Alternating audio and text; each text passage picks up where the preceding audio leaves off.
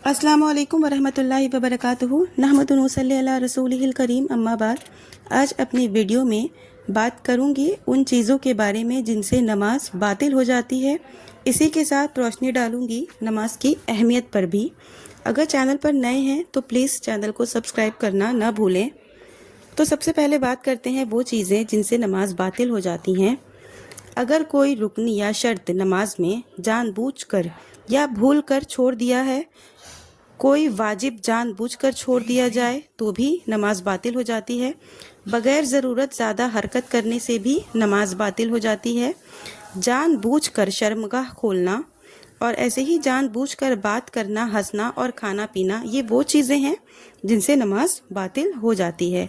नफिल नमाज के बाद दुआ गैर मशरू है और इसकी कोई असल साबित नहीं है।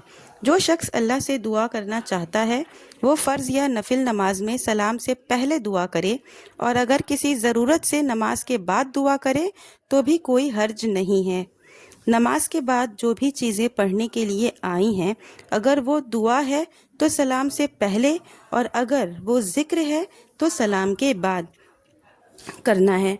मैं एक वीडियो पिछली बना चुकी हूँ कि नमाज के बाद हमें कौन से ज़िक्र हैं, अस्कार के कौन से कलिमात हैं जो पढ़ने चाहिए। अगर आपको चाहिए तो मैं लिंक डिस्क्रिप्शन में दे दूँगी। हर फ़र्ज़ नमाज के बाद इस्तग़फ़ार मशरू है, क्योंकि बहुत से नमाजी नमाज में कमी और ज़्यादती करते हैं, तो मशरूइयत ज़ाहिरा में कमी करते हैं, और जैसे क़िरात, रुकू, सजदा वगैरह, या मशरूइयत बातिना में कमी ज़्यादती करते हैं, जैसे खुशू व खुज़ू और दिल का हाजिर रहना वगैरह। तो ये दो चीज़ें हैं जो नमाज में ज़ाहिरी और बातिनी होती हैं। इस्तग़फ़ार इन चीज़ों का अज़ाला है। वो इस्तग़फ़ार के जो अल्फाज हैं वो हम कब करते हैं? जब हम फ़र्ज़ नमाज पे ख़त्म करते हैं और सलाम फेर लेते हैं फ़र्ज़ नमाज की नीयत में। जब हमारी फ़र्ज़ नमाज मुकम्मल हो जाती है, सलाम फेरने के बाद हम पढ़ते हैं अस्तग़फ़िरुल्लाह अस्तग़फ़िरुल्लाह अस्तग़फ़िरुल्लाह। यही इस्तग़फ़ार के कलिमात हैं। 3 बार हमें अस्तग़फ़िरुल्लाह अस्तग़फ़िरुल्लाह अस्तग़फ़िरुल्लाह पढ़ना है। ये 3 लफ्ज़ इस्तग़फ़ार के नमाज की किसी भी कमी का अज़ाला, जो हमसे गलती अनजाने में हो जाती है नमाज में, ये उनका अज़ाला करते हैं। तो कभी भी फ़र्ज़ नमाज के बाद इस्तग़फ़ार करना ना भूलें।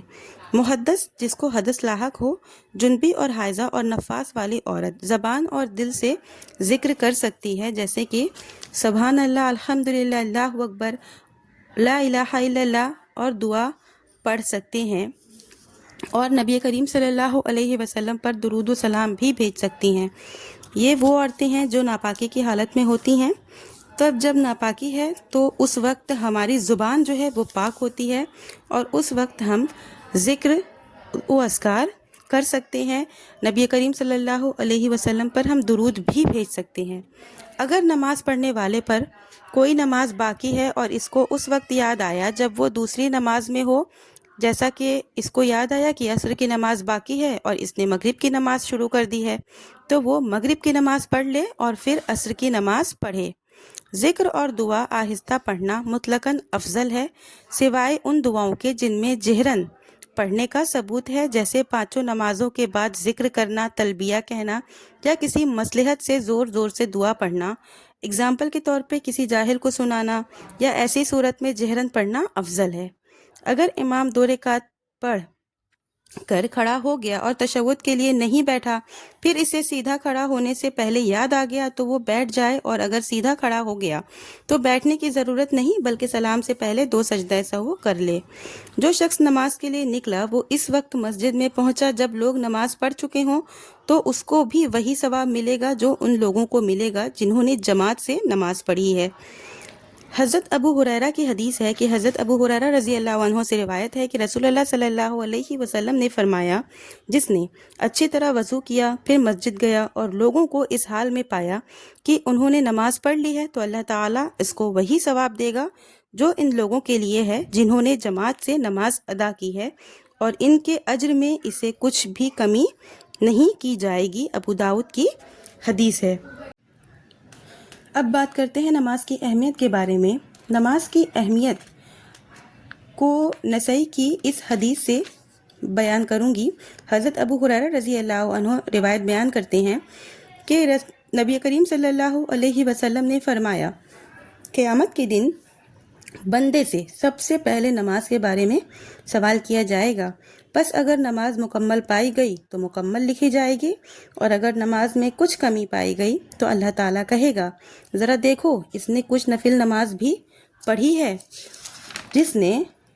जिसके ज़रिए इसको फ़र्ज़ नमाज में कोताही की है, पूरी कर दी जाएगी, फिर सारे अमाल का हिसाब इसके मुताबिक लिया जाएगा। तो इस हदीस से जो हमें समझ में आता है, फ़र्ज़ नमाज की अहमियत जो है वो है, लेकिन नफिल नमाज की भी बहुत अहमियत है। अगर फ़र्ज़ नमाज में कोई कमी रह जाती है, ज़रूरी नहीं है कि हम जानबूझकर ही, कभी कभी अनजाने में भी कुछ गलतियां हो जाती हैं, तो नफिल नमाज जो है वो उसको पूरा करती है, इस्तग़फ़ार जो है वो उसको पूरा करते हैं। ऐसे ही आमीन 2 जगहों पर कहना चाहिए नमाज में, तो क्योंकि टाइम है तो उस पर भी बात करती हूँ। पहला, एक तो नमाज में सूरह फातिहा के बाद आमीन कहना चाहिए, वो इमाम हो या मुक्तदी, तन्हा नमाज पढ़ने वाला इमाम हो, इमाम मुक्तदी इसको जहरन कहे। अगर मुक्तदी इमाम के साथ ही आमीन कहेगा, ना इससे पहले और ना इसके बाद, और दुआए कुनूत में भी आमीन कहना मशरू है, ख्वाह वो वित्र हो, कुनूते नाज़िला हो, यानी मुसीबत के वक्त जो कुनूत पढ़ी जाएगी। ऐसे ही जब नमाज से बाहर सूरह फातिहा पढ़ी जाए तो कारी और सामी दोनों आमीन कहें। इसी तरह जब मुतलक दुआ पढ़ी जाए या मुक़ीद दुआ पढ़ी जाए, जैसे नमाज जुमा, नमाज इस्तिस्का और नमाज कुसूफ वगैरह में खतीब की दुआ, तो ऐसे मौके पर भी आमीन कहना चाहिए। तो ये थी आज की वीडियो। उम्मीद करती हूँ आपको वीडियो पसंद आएगी। अगर आप वीडियो में एंड तक बने हैं, आपने वीडियो सुनी है, तो प्लीज़ एक लाइक ज़रूर करिएगा। आखिर में अल्लाह ताला से दुआ है कि या अल्लाह ताला हम तमाम मोमिन मुसलमानों को नमाज को पंचगाना वक्त पर अदा करने की तौफीक दे, हमारे नमाज हमारी दुआओं को कबूल फरमा, हमें नबी करीम सल्लल्लाहु अलैहि वसल्लम की सुन्नत पर चलने की तौफीक अता फरमा, हमसे जो भी कोताहियाँ होती हैं नमाज में उन्हें की माफ़ी कबूल फरमा।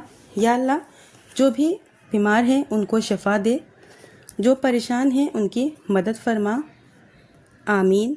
मिलते हैं नेक्स्ट वीडियो में। वालेकुम व रहमतुल्लाहि व बरकातुहू। नेक्स्ट वीडियो में इंशाअल्लाह सजदा सहू के बारे में बात करूँगी। सजदा सहू यानी कि जब नमाज में कुछ चीज़ें भूल जाते हैं तो किस तरह से नमाज में सजदा सहू करना है, इस पर बात करूँगी। मिलते हैं नेक्स्ट वीडियो में।